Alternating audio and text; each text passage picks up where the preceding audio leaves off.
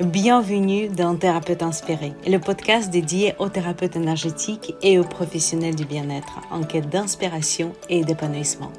Je suis Anfissa, une formatrice, mentor et avant tout une thérapeute énergétique. Avec ma propre expérience dans le domaine du bien-être, je comprends les défis que tu rencontres au quotidien parce que je les ai vécus moi-même. À travers ce podcast, je partage des témoignages inspirants et des entretiens avec des experts qui enrichiront nos discussions dédiées à t'aider à façonner ta passion à un projet épanouissant. Naviguer dans l'entrepreneuriat en respectant tes convictions représente un défi unique, je sais. C'est là que Thérapeute Inspiré entre en jeu. Nous explorons comment créer une activité solide en harmonie avec ta passion et tes valeurs. Au fil des épisodes, prépare-toi à découvrir les outils, les stratégies et les inspirations nécessaires pour développer une activité que tu mérites. Rejoins-moi. Ensemble, nous tracerons le chemin vers l'épanouissement en alignant ta mission avec tes objectifs. Bonjour Cécilia et bienvenue dans notre podcast Thérapeute Inspiré. Et cet épisode, justement, j'ai décidé de t'inviter pour que tu nous racontes un tout petit peu, parce que tu m'as dit, on va dire en off, que tu as, on va dire, double casquette. Donc, tu es thérapeute bien-être. Tu vas te présenter, bien sûr, qu'est-ce que tu fais exactement.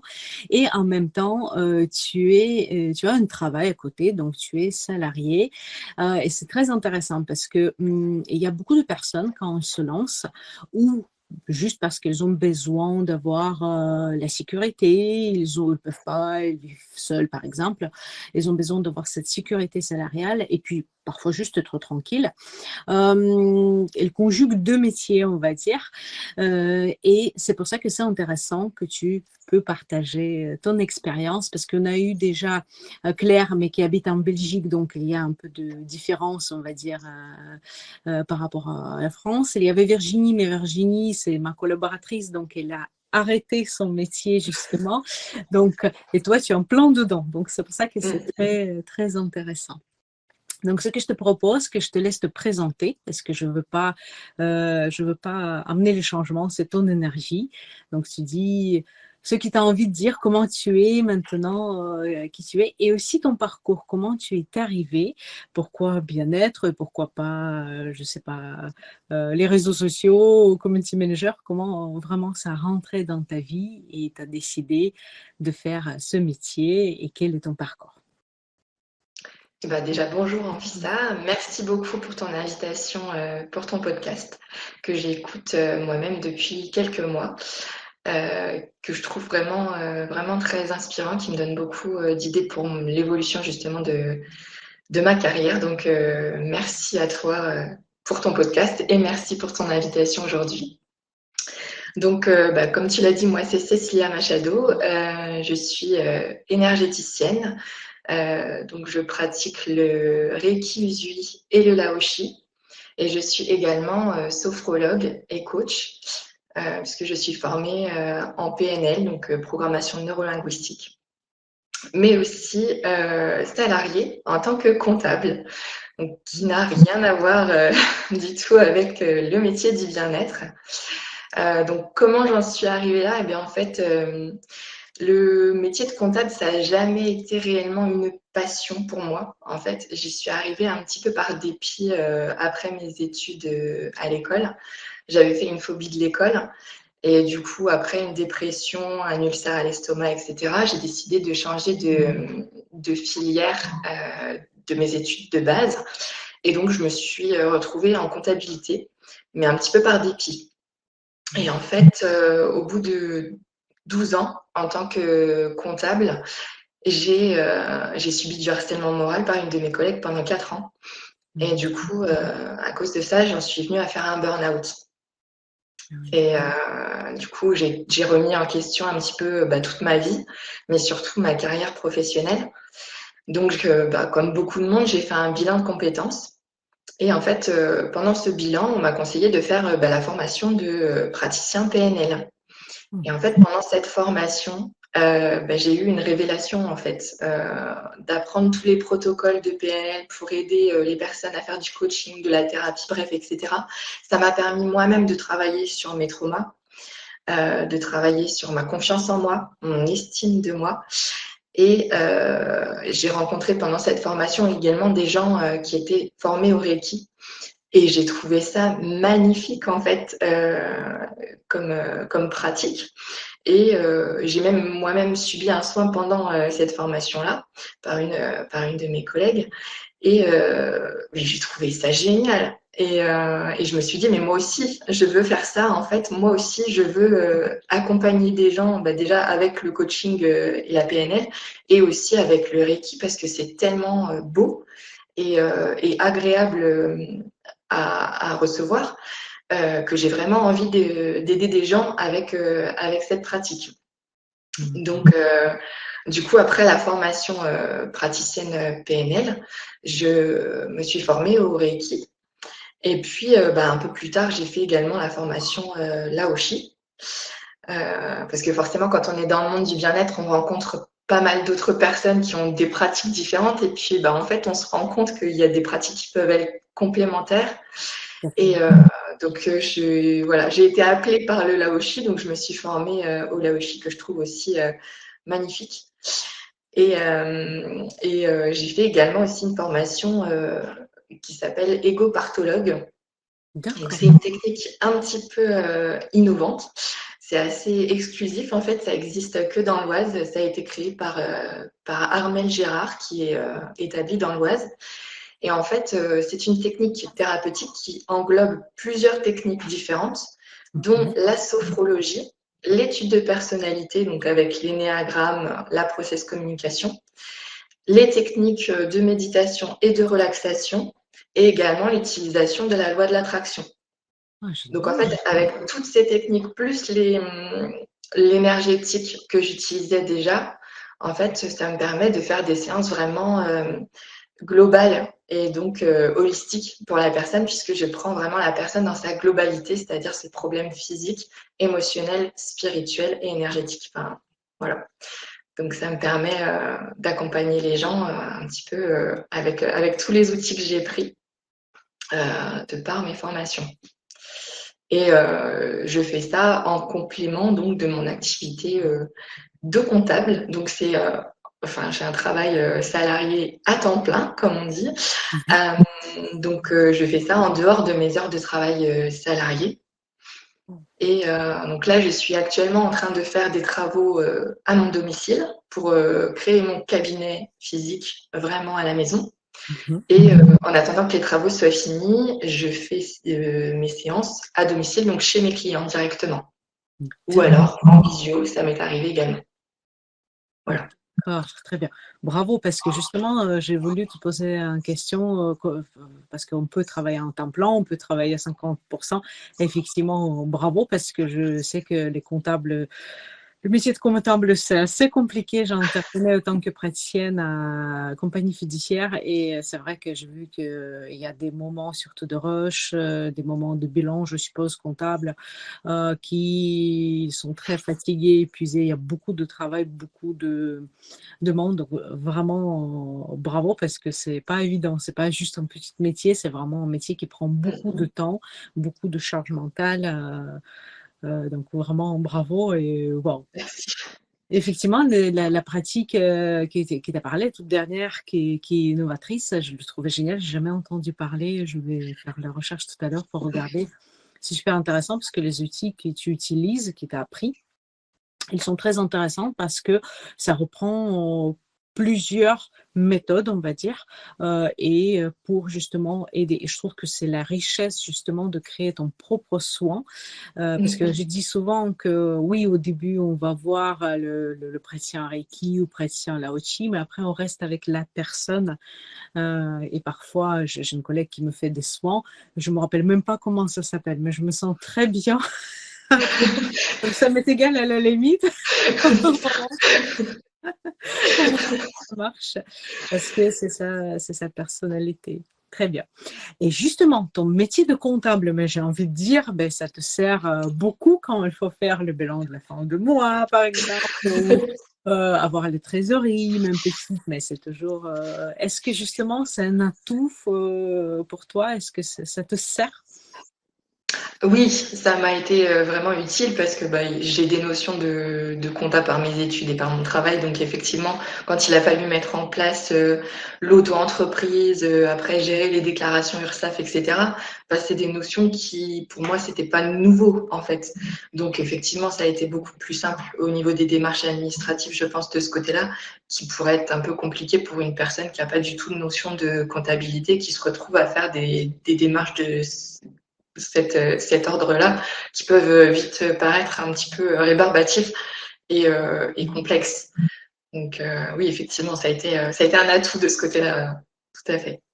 Très bien. Ben même, je pense qu'après, quand tu vas évaluer dans ton métier, on va dire de bien-être, parce que tu utilises plusieurs outils, ça va te servir pleinement parce qu'on n'a pas certaines compréhensions. J'ai laissé hier un message à un élève justement que puisqu'on a parlé des chiffres d'affaires, et je dis attention parce que souvent, tu sais, c'est comme on est en micro-entreprise, souvent quand on débute, on a cette notion de ben, je gagne 1 500 €, 2 000 € par mois, mais en fait, non, pas du tout. De là. Donc, je l'ai donné un exemple sur l'année. J'ai dit pour encaisser, par exemple, 18 000 €, qui est 1 500 € net, il faudrait, ça dépend, parce qu'on a pris l'exemple précis de ses charges à elle, donc c'est à calculer pour chaque personne. Je dis, ben, tu dois encaisser 31 000 € par an, justement, juste pour pouvoir toucher ce salaire. Donc, c'est très, je pense que pour toi, justement, ça te sert beaucoup il n'y a pas d'illusion, on va dire. C'est tout de suite concret. Je sais que le chiffre que j'ai à la fin de la séance, c'est pas du tout celui-là que je vais vraiment avoir dans mon porte-monnaie. Tout à fait. J'explique ça beaucoup parce que souvent on dit oh, mais vos séances, elles sont beaucoup plus chères que. Ben, parce que voilà, c'est comme ça. C'est parce qu'on a besoin, malheureusement, de payer. On a des charges, on a des outils qu'on utilise, même Visio, c'est en coût et ainsi de suite. Donc, il y a effectivement des charges à prévoir. Donc, très bien.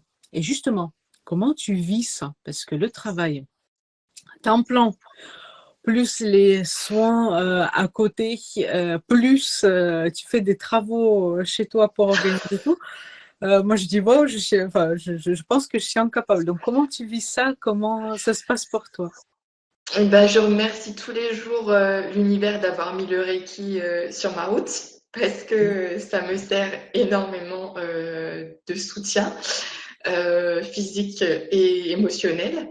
Parce que effectivement, enfin, il y a une notion de fatigue. Au bout d'un moment, c'est compliqué de gérer une journée de 8 heures de travail au bureau et puis rentrer le soir. Et il y a encore parfois une séance le soir avec un client. Et du coup, il faut faire la route pour aller jusqu'à son domicile, revenir à la maison ensuite. Et puis, bah, il y a aussi l'administratif pour mon entreprise à moi.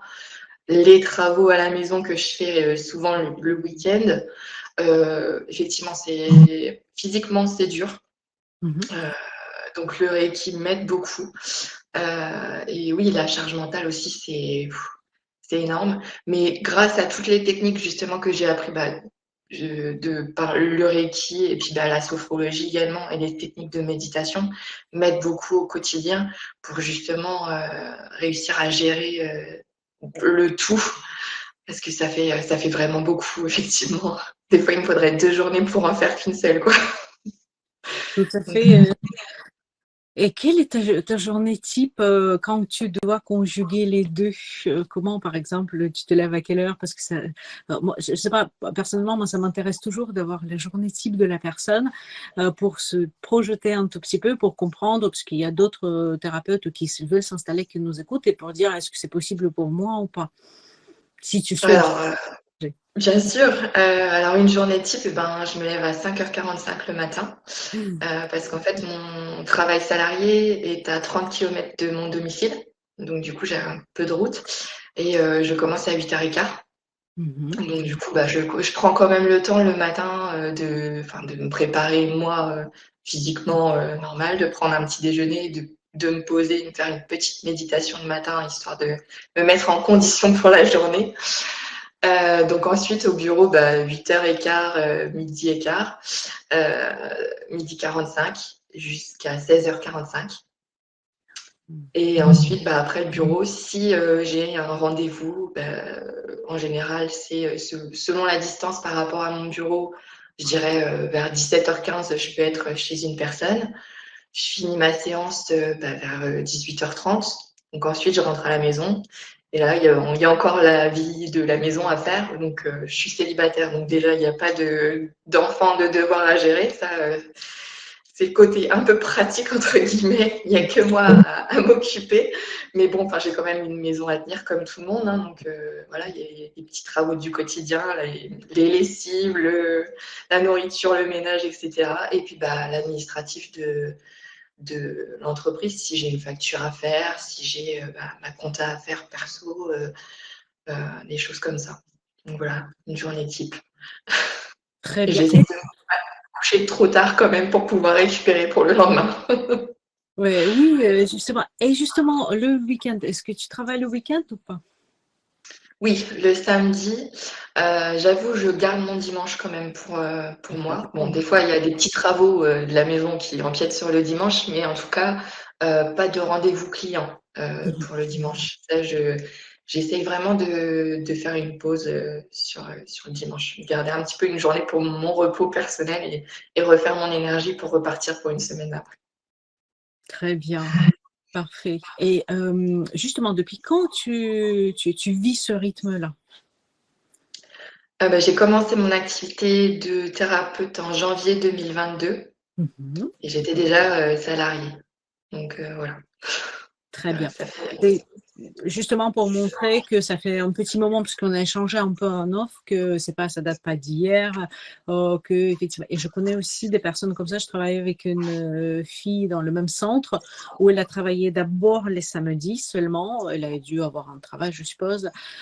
Et après, maintenant, elle a son cabinet à temps plein, donc c'est possible. Effectivement. Oui, ça demande un effort au début. C'est vrai que c'est fatigant, je comprends tout à fait, mais c'est un investissement pour le futur. Hein. Tout à C'est fait. ça. Puis pour mon épanouissement personnel aussi, c'est tellement bénéfique que ça vaut les quelques petits tracas de fatigue, en fait. Mhm. Très bien. Parfait. Justement, j'ai une petite question quand tu m'as parlé de Reiki, je voulais le rajouter à peu près quand tu es dans ce rythme-là, combien de séances de Reiki tu fais par semaine, par mois, je ne sais pas, par jour. Je ne sais parce que pour donner un peu l'idée, puisque ce sont des questions qui reviennent souvent aussi de mes élèves. Voilà. Comment tu les intègres? Est-ce que tu fais une séance complète? Est-ce que tu fais quelques 15-20 minutes par-ci, par-là? Voilà, comment ça se passe? Sur mes clients ou sur moi-même, Sur tu toi, veux sur dire? toi, sur toi. Sur moi. En fait, je me fais des autotraitements en général quand je vais me coucher le soir. J'essaye 3 fois par semaine à peu près pour pouvoir justement m'aider à tenir le rythme en fait. Voilà. Donc quand je vais me coucher, c'est avant de m'endormir, autotraitement. D'accord. Voilà. Et tu arrives jusqu'à bout ou pas? Oui, oui. Parce qu'en fait, j'aime tellement ça que oui. Alors après, des fois, la fatigue reprend le dessus. Je suis en plein milieu de mon autotraitement, je m'endors, mais ça, je me réveille et je finis. Donc, je vais quand même toujours jusqu'au bout. Très bien. Je vais partager ça, au moins cette partie dans le groupe de la outil autre, justement pour les motiver, parce que je me suis dit, oh non, mais j'ai pas le temps. Si, c'est pour ça que je t'ai posé cette question, parce qu'on me demande, c'est 21 jours, au bout de 21 jours, je fais comment, j'ai pas le temps, j'ai ça, ici, mais on peut toujours trouver le moment, comme tu dis, avant de te coucher, ou en se levant un peu plus tôt, comme tu as fait pour la méditation, ainsi de suite. Après, voilà, ça dépend aussi de nos habitudes, nos heures biologiques, on va dire, tout simplement. Très bien. Est-ce que tu souhaites te partager un peu tes victoires et tes difficultés que tu as rencontrées depuis le début, peu importe que ça soit des problématiques, enfin, tu ne savais pas comment faire, ou ça peut être juste tes propres, tu sais, quand, le syndrome d'imposteur quand on n'est pas sûr de nous, enfin, peu importe que ça soit côté, bon, financier, je ne pense pas, parce que comme tu es salarié à côté, donc ça ne doit pas. Bon, bref, toutes les difficultés, mais en même temps, et des victoires. Qu'est-ce que pour toi c'était enfant, ou le retour des clients, ou je ne sais pas. Alors, les difficultés, oui, effectivement, bah, déjà, concilier les deux, c'est parfois un petit peu compliqué. Expliquer aussi, je dirais, aux collègues de mon activité salariée que j'ai aussi en plus une activité qui comprennent pas forcément de pourquoi j'ai envie de faire ça. Tu as déjà un travail, ça suffit. Ou ils comprennent pas non plus forcément la notion des soins énergétiques, parce que c'est pas, enfin, dans le milieu de la comptabilité, c'est pas forcément quelque chose qui est très courant, je dirais, les soins énergétiques. On a beaucoup de stress, par contre, savoir le gérer et s'en débarrasser, c'est pas trop dans le dans le quotidien. Donc, du coup, les soins énergétiques, ils savent même pas forcément ce que c'est. Donc, ouais, des fois, se faire comprendre, c'est une difficulté. La fatigue en est une autre. Et puis, bah, des fois, accepter le fait que on n'arrive pas forcément à trouver des clients non plus, parce que on essaye de développer son activité. Moi, personnellement, je partage pas mal sur les réseaux pour essayer de me faire un petit peu connaître euh, pour trouver des clients, hein, comme tout le monde. J'essaie aussi, bien sûr, d'en parler un maximum autour de moi, mais c'est pas toujours facile, parce que les réseaux sociaux, malgré tout, chaque publication, ça prend du temps. Donc, il faut rajouter tout ça dans le quotidien qui est déjà chargé.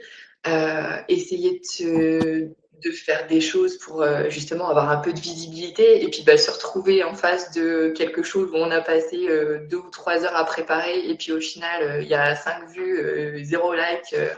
Enfin, c'est frustrant. Des petites choses comme ça. Enfin, c'est pas méchant, mais des fois, à la fin d'une semaine, on voit ça et on se dit pourquoi je fais ça en fait? À quoi ça sert? Est-ce que je perds pas mon temps? Pourquoi je me prends la tête à essayer de monter une activité autre que celle que j'ai déjà? J'ai un travail, voilà, ça paye mes factures. Pourquoi je m'embête? Et en fait, à côté de ça, justement, il y a les victoires qui sont que déjà, personnellement, je me sens beaucoup mieux qu'avant, parce que j'étais très stressée avant, et avec le Reiki, c'est quasiment terminé tout ça. Donc moi, je me sens mieux. Euh, et puis, quand on a un client qui se sent en début de séance, qui est vraiment pas bien, soit il a un gros moment de stress, où il a une difficulté particulière, et qu'à la fin de la séance, après mon accompagnement, je vois que la personne se sent mieux, soit par la séance de Reiki, soit si c'est de la sophrologie ou du coaching, peu importe. Je vois à la fin de la séance la personne qui est beaucoup plus épanouie, qui se sent beaucoup plus apaisée, et qui me dit oh merci, je vais vraiment mieux, je me sens mieux, je vais pouvoir en plus utiliser les conseils que vous m'avez donnés au quotidien, ça me fait plaisir. Et puis les messages ensuite, parce que je fais quand même toujours un suivi de la personne que je reçois en séance. Je fais toujours un suivi par message pour savoir comment elle se sent quelques jours après. Est-ce qu'au quotidien, elle a réussi à utiliser les conseils que je lui ai donnés? Et d'avoir ces retours de personnes qui me disent ah oui, merci, aujourd'hui j'ai encore essayé cet exercice-là que vous m'aviez donné, ça m'a fait du bien, franchement je me sens mieux, merci beaucoup. Ça, c'est des victoires en fait. Et, et, et ça vaut ça vaut la fatigue, ça compense en fait tellement tout ça. L'épanouissement que moi je ressens, c'est gratifiant, je dirais. Chaque séance avec les personnes que je reçois, c'est tellement gratifiant, plus que ce que je fais au quotidien dans mon travail de salarié, qui est utile, hein, ça je le conçois, il n'y a pas de souci. mon travail salarié est utile au quotidien, mais j'ai pas cette notion de je me sens pas utile autant en fait. Je sais pas comment le dire, mais Je euh, comprends. je trouve ça plus gratifiant de faire une séance pendant 1 heure avec une personne et de la voir se sentir mieux plutôt que de faire 8 heures de comptabilité et qu'à la fin, je vois rien comme résultat à part que j'ai saisi des factures, quoi. Enfin, voilà. Donc, ouais, c'est gratifiant, en fait. Et c'est ça qui est la grande victoire, en fait. Et qui mérite, du coup, la fatigue qu'on peut ressentir au quotidien et les petits tracas de visibilité, Instagram, etc. Voilà. Tout à fait. Bah, écoute, merci beaucoup. Parce qu'effectivement, comptabilité, elle est autant important, bien sûr, mais c'est vrai qu'on n'a pas ce retour, il n'y a pas un Mm. côté humain parce que même si je ne sais pas ce que tu vois tes clients ou pas, mais en tout cas, c'est beaucoup plus rare que là, tu as la personne elle est venue avec une problématique et puis elle est repartie avec ses solutions à elle elle a pu trouver au bout d'une ou quelques séances. Mais oui, le retour de client, c'est très gratifiant. Et en même temps, je comprends aussi qu'il y a un côté fatigue, mais ça se paye. C'est vrai que Mm. tu as parlé un tout petit peu des réseaux sociaux et c'est vrai que cette année, j'ai abandonné un peu parce que moi, je ne vois pas de retour équivaut. Enfin, en tout cas, dans mon cas, il y a beaucoup, j'ai une copine qui a son retour. Moi, c'est vrai que je travaille beaucoup avec référencement naturel de mon site. Et j'ai vu, et avec cette année que j'ai remarqué, les blogs. En fait, sur mon site, et il y a le blog avec les questions qu'on me pose 50 000 fois, les différences entre là où je suis 13e octave, et ainsi, enfin, ça dépend. Comment travailler sur la fatigue. Bon, moi, c'est plus sur les formations, donc j'utilise ça. Et en fait, Google, elle reprend mon article de blog, il le montre à la personne, et du coup, à la fin, je mets un petit post que voilà, je propose des formations, ainsi de suite, et du coup, la personne, elle clique, et j'ai vu, quand j'ai repris les questions qu'on me pose souvent, j'ai vu la différence. Là, je viens de faire le bilan du mois de janvier. J'ai vu la différence vraiment de référencement naturel. C'est pas seul, bien sûr, que les réseaux sociaux marchent aussi, mais pas à négliger parce que souvent on voit maintenant, il ne faut plus voir le site et tout. Mais si, quand même. Et c'est vrai que oui, les réseaux sociaux, il faut toujours avoir ce côté tendance. C'est vrai. Et pourtant, tu postes beaucoup. Hein, j'ai regardé, tu prends quand même le temps de poster pas mal de choses. Hein. Oui, en général, j'essaye de me fixer 3 fois par semaine. Bon, Mais enfin, le rythme n'est pas toujours simple à tenir. Donc, il y a des fois, j'ai des petits loupés. Mais voilà, j'essaye d'être assez régulière parce que euh, pas forcément pour avoir de la visibilité sur Instagram ou quoi que ce soit. C'est parce que je sais qu'il y a des personnes qui me suivent et qui aiment les conseils que je donne, qui aiment l'énergie que je dégage par mes posts et à qui ça fait du bien en fait. Et moi, c'est aussi un peu mon but, pas seulement d'avoir des personnes en séance et d'avoir du coup de pouvoir les aider. Je me dis Instagram ou Facebook, puisque j'ai une page Facebook et effectivement pareil. Et, euh, et je sais que les gens aiment mes publications et j'aime, moi, me dire j'ai participé à un petit bonheur dans leur journée. Ils ont vu mon post et ça les a fait sourire. Et en fait, voilà, c'est ça aussi que je recherche. C'est pas quelque chose qu'on peut quantifier, mais c'est quelque chose qui, moi, me fait plaisir parce que quand je croise quelqu'un qui suit ma page et qui me dit «Oh, j'ai vu ton post, j'ai bien aimé, ça m'a fait du bien, justement, aujourd'hui, j'avais eu un souci et quand j'ai vu ta publication, bah, ça m'a remonté le moral».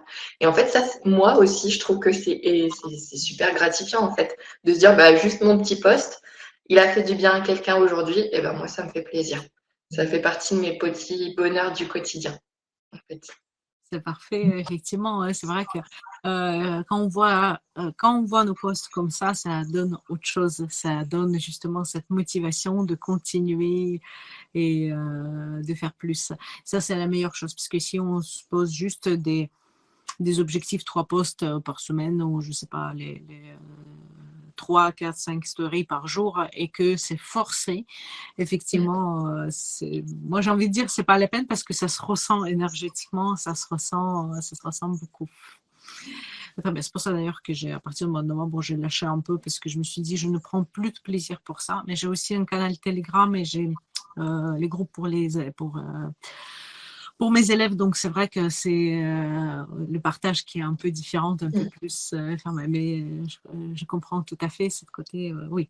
C'est changer un peu, comme tu dis, donner la sourire avec ton poste ou apporter des informations, des conseils pour des personnes. Très bien, parfait. Alors, justement, est-ce que tu as vu la différence avec, parce qu'on a parlé beaucoup d'augmentation de prix, il y a beaucoup qui se plaignaient qu'il y a moins de clients, qu'il y a moins de demandes. J'ai vu, je ne peux pas dire que j'ai vu une énorme différence, mais j'ai vu quand même légère différence cette année-là, mais comme ça coïncidait avec que j'étais très fatiguée, donc je me suis dit peut-être c'est moi qui n'ai plus d'énergie, c'est pour ça que c'est différent. Mais comment toi tu as ressenti ça? Est-ce qu'il y avait la différence vers l'automne, puisque c'est là qu'on a à peu près ressenti vraiment l'augmentation des prix, et maintenant? Effectivement, il y a un petit peu moins de clients, mais comme je suis là je suis en train de préparer l'ouverture de mon cabinet physique. J'ai beaucoup de demandes de rendez-vous en fait pour mon cabinet parce que c'est une petite difficulté aussi que j'ai de faire des rendez-vous chez les gens. Des fois, ils ont du mal à concilier leur vie aussi du quotidien avec un rendez-vous chez eux. Et du coup, le côté d'avoir mon cabinet qui est en train de s'ouvrir, là, j'ai pas mal de demandes. Donc, pour l'instant, j'ai plus de demandes en vue de mon ouverture de cabinet. Donc, j'ai pas encore subi cette augmentation des prix pour le moment.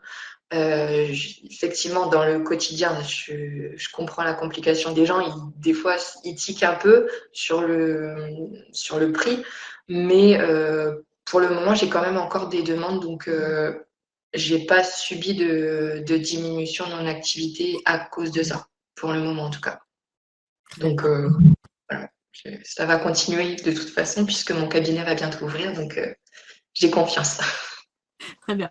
Après, je peux te rassurer que j'ai l'impression que là, maintenant, c'est reparti après les fêtes parce que les gens ils ont déjà pris ces repères. Il y a toujours ces moments-là, quand il y a l'augmentation des prix général, il faut un peu de temps d'adaptation pour justement pour continuer à avancer.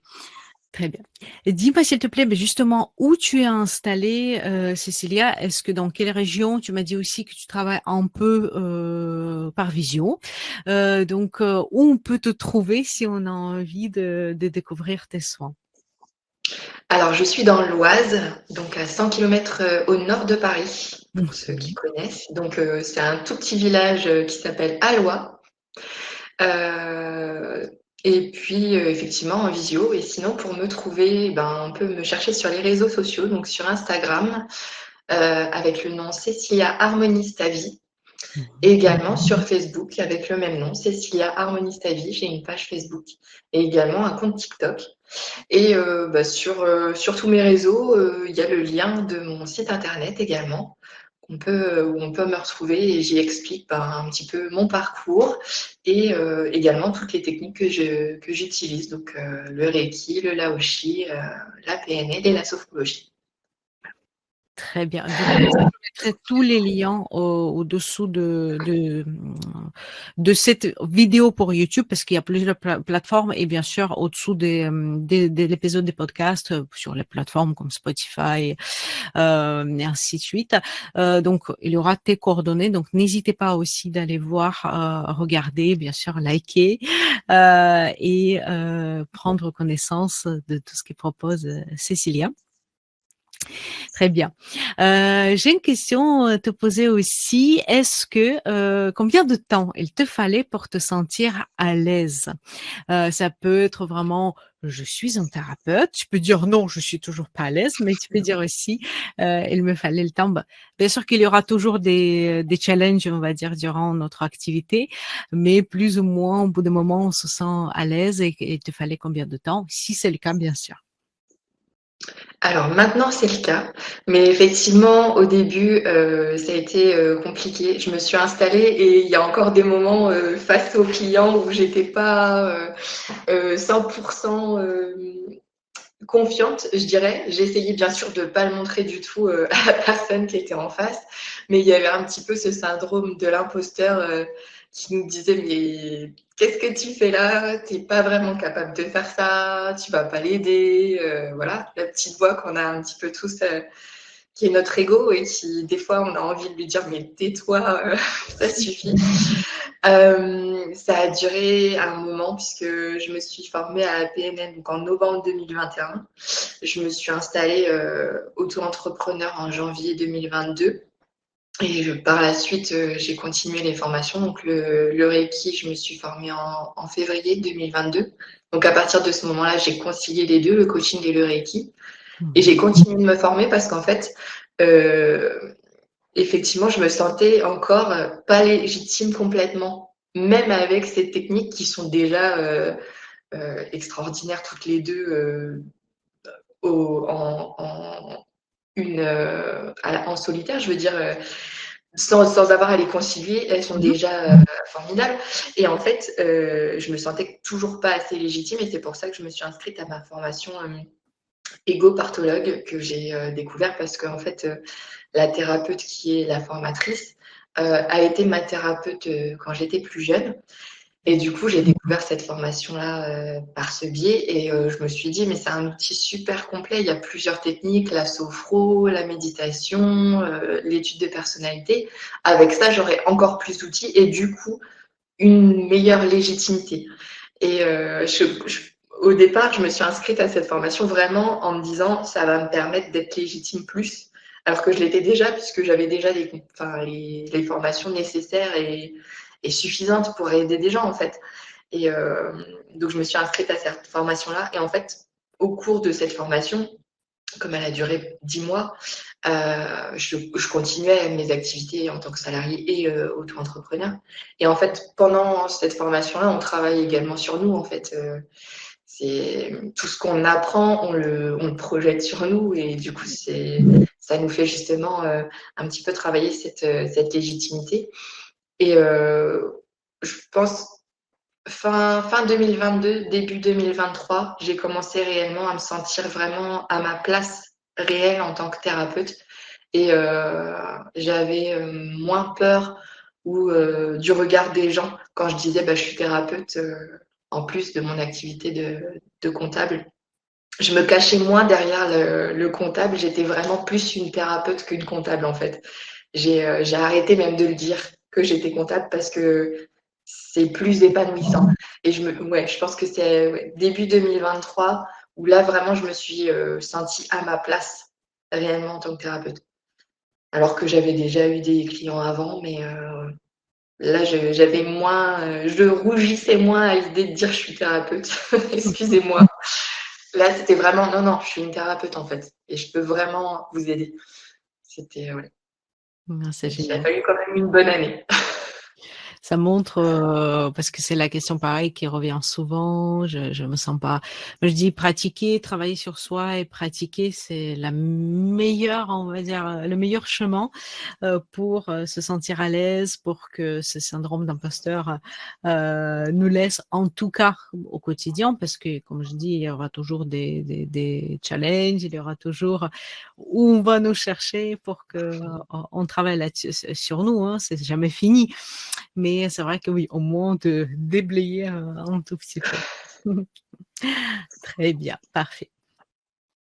Est-ce que tu as un conseil à donner à la personne qui a envie de faire un métier dans le bien-être, peu importe laquelle, et en même temps qui souhaite d'être un salarié, en tout cas au début, est-ce que tu peux le conseiller quelque chose pour faciliter un peu la vie? Alors, beaucoup de courage déjà, mais surtout, si c'est vraiment une activité qui tient à cœur et que c'est vraiment une passion, quelque chose qu'on a vraiment envie de faire, il faut surtout pas lâcher, parce que même s'il y a des difficultés, même si au quotidien on est fatigué pendant un petit moment, la gratification qu'on reçoit des clients, c'est tellement épanouissant et ça fait tellement de bien que ça vaut les petits tracas qu'on doit traverser. Donc, courage, ça va aller. Et surtout, si ça vient du cœur, c'est toujours la bonne solution, en fait. Si c'est vraiment le cœur qui parle, c'est que c'est la bonne voie et il faut y aller, même si c'est pas toujours simple. C'est ça qui nous permet de nous épanouir. Donc, continuez. Ça vaut le coup. Très bien, merci beaucoup parce que tu sais, quand moi je commençais à écouter les podcasts en 2012, bon, c'était pas sur il n'y avait pas de thérapeute, j'ai écouté les podcasts business justement pour écouter les conseils et l'expérience des personnes. J'étais salariée et ça m'a énormément motivée de changer mon métier, ainsi de suite. Donc c'est le but aussi de ce podcast, de partager ce que tu viens de faire et d'encourager et de dire que c'est possible. Effectivement, personne n'a dit que ce sera simple, mais c'est tout à fait possible. Et je pense qu'un très très bon exemple là-dessus. Très bien, merci beaucoup Cécilia de partager ton expérience. Comme je dis déjà, je vais laisser tes coordonnées, donc n'hésitez pas à regarder ce qu'est fait Cécilia. Si ça vous parle, n'hésitez pas à tester aussi, puisque même en étant thérapeute, on travaille sur soi et parfois on a besoin aussi de moments pour nous, de cocooning, de prendre, moi, je continue à faire des soins, pas que auto-soins, mais voir d'autres thérapeutes. Donc n'hésitez pas si ça vous parle. Et si vous pensez que cet épisode pouvait être intéressant pour quelqu'un, n'hésitez pas à le partager. Peut-être le travail de Cécilia peut être utile à quelqu'un de votre entourage. N'hésitez pas à partager aussi cet épisode pour qu'il prenne connaissance et bien sûr ses coordonnées.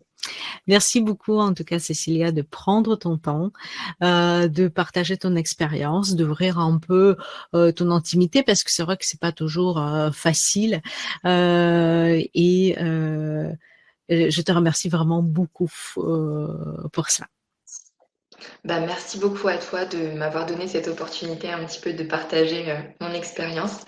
Merci pour tout ce que tu fais et surtout continue parce que ton podcast est vraiment très inspirant et ça aide beaucoup. Donc continue et merci beaucoup à toi. Merci à toi. Si tu as aimé ce podcast, attribue-lui, s'il te plaît, 5 étoiles sur la plateforme de ton écoute pour que d'autres personnes puissent le découvrir. Si tu souhaites partager ton avis sur le sujet abordé lors de cet épisode, tu peux le faire dans les commentaires. Si cet épisode peut être utile à quelqu'un, je t'invite à le partager. Ensemble, faisons grandir cette communauté inspirée et bienveillante.